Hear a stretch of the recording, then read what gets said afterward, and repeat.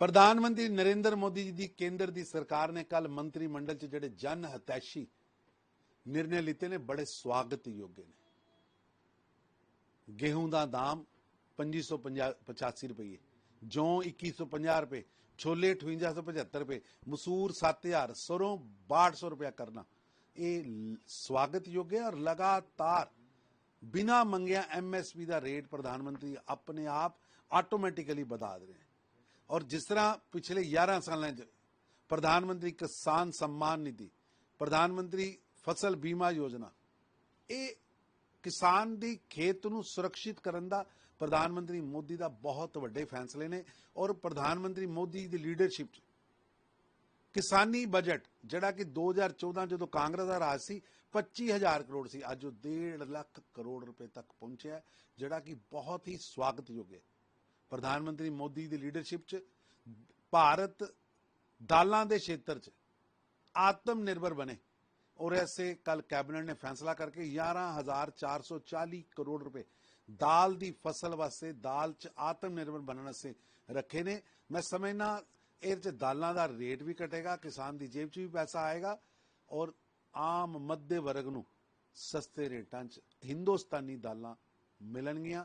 और प्रधानमंत्री मोदी जी ने कल जो तीसरा फैसला किया कि 49,19,000 केंद्रीय कर्मचारियों नूं और 68,72,000 पेंशनरों नूं 3% महंगाई भत्ता अलग तो मिलेगा।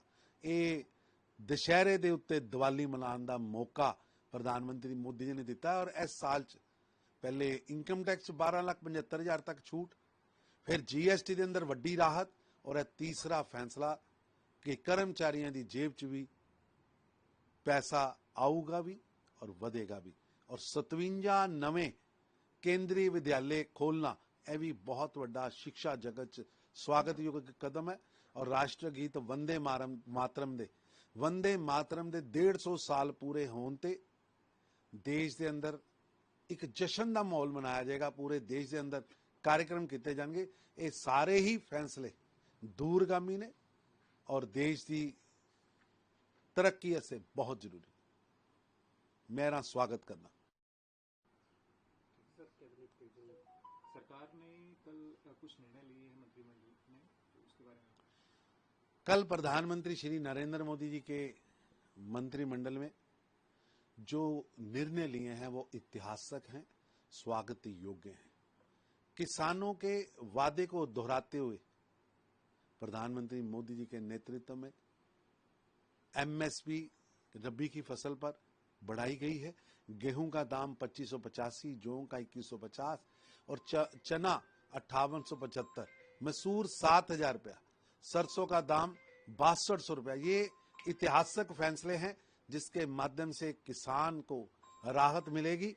और प्रधानमंत्री किसान सम्मान निधि या प्रधानमंत्री फसल बीमा योजना हो, इन योजनाओं के माध्यम से पहले ही किसानों के लिए प्रधानमंत्री मोदी जी लगातार काम कर रहे हैं। और भारत दलहन के क्षेत्र में आत्मनिर्भर बने, उसके लिए 11,440 करोड़ रुपए का एक नई योजना कि प्रधानमंत्री मोदी जी के नेतृत्व में दलहन में भारत आत्मनिर्भर बनेगा। हर रसोई में, हर खेत में, हर दुकान में भारत की दाल बिकेगी। ये बहुत बड़ा आत्मनिर्भर होने का फैसला है। और उसी तरह 49,19,000 केंद्रीय कर्मचारियों को और 68,72,000 केंद्रीय पेंशनधारियों को 3% तक का महंगाई भत्ता, ये दशहरे पर दीपावली मनाने का मौका प्रधानमंत्री ने दिया। पहले ही मध्यम क्लास के लिए इनकम टैक्स में रिबेट और GST में बड़ी राहत, 3 बड़े फैसले इसी साल में प्रधानमंत्री ने करके देश को सुदृढ़ बनाने और देश के नागरिकों की जेब को मजबूत करने के लिए उठाए हैं। ये निर्णायक फैसले भारत को आगे लेके जाएंगे। 57 नए केंद्रीय विद्यालय खोलने का निर्णय शिक्षा जगत में भारत की बढ़ती हुई ताकत और राष्ट्रगीत वंदे मातरम के 150 साल पूरे होने पर पूरे देश में राष्ट्रीय पर्व, जश्न का पर्व मनाने का फैसला स्वागत योग्य है। के 100 वर्ष पूरे हुए, इसी पर दिल्ली सरकार ने निर्णय लिया है कि स्कूलों में RSS के बारे में पढ़ाया जाना चाहिए। कांग्रेस ने इस पर आपत्ति जाहिर की, कई तरह की बयानबाजी। कांग्रेस को आकर राष्ट्रवादी एवं गौरवशाली भारत का इतिहास पढ़ाए जाने पर शर्म क्यों आती है, क्यों आपत्ति है? दिल्ली सरकार का फैसला स्वागत योग्य है और राष्ट्रवादी इतिहास अगली पीढ़ी को पढ़ाना बहुत जरूरी है। कांग्रेस केवल वोट बैंक की पराकाष्ठा और तुष्टीकरण के लालच में कुछ वामपंथी नक्सली विभाजनकारी ताकतों के साथ मिलकर पिछले 60 वर्षों के कार्यकाल में विदेशी आक्रांताओं को महामंडित करने और भारत के नायकों को, राष्ट्रवादी नायकों के योगदान को कम करने का षड्यंत्र चलाती रही। आरएसएस विश्व का सबसे बड़ा स्वयंसेवी संगठन है।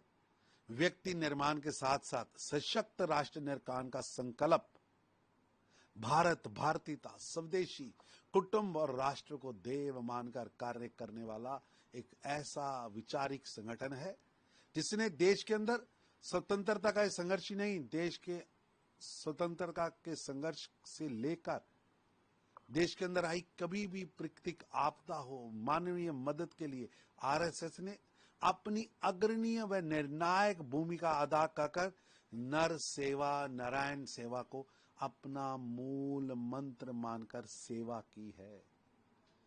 वैज्ञानिक सोच की जो बात कर रहे हैं, मैं उनसे पूछना चाहता हूं कि वैज्ञानिक सोच का मतलब ये नहीं कि संस्कृत पुनर्दान और विकसित भारत के संकल्प को शिक्षण संस्थानों में पढ़ाया जाए।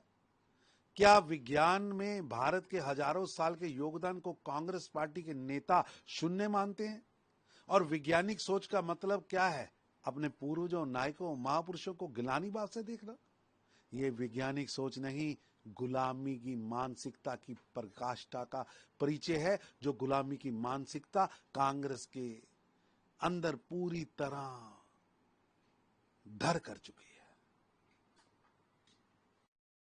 जेल में बंद सोन वांगचुक की पत्नी ने राष्ट्रपति को पत्र लिखा है। किसी भी व्यक्ति को कानून व्यवस्था हाथ में लेने का अधिकार नहीं है। लद्दाख जैसे पर्यटन एवं सीमा क्षेत्र के यहां नकारात्मक तरीके से अपना चेहरा व राजनीति चमकाने के लिए उसे युद्ध का अखाड़ा बनाने का प्रयास करना, हिंसा से लद्दाख के मासूम नागरिकों की जान चली गई, ये दुर्भाग्यपूर्ण है। पर यह हिंसा किसके इशारों पर हुई? वो भीड़ किसने बुलाई? किसने वहां गलत भाषण दिए? कांग्रेस नेताओं के इशारे पर राजनीतिक लाभ लेने के लिए ये सब किया गया, जिसकी वीडियो फुटेज आज सामने है।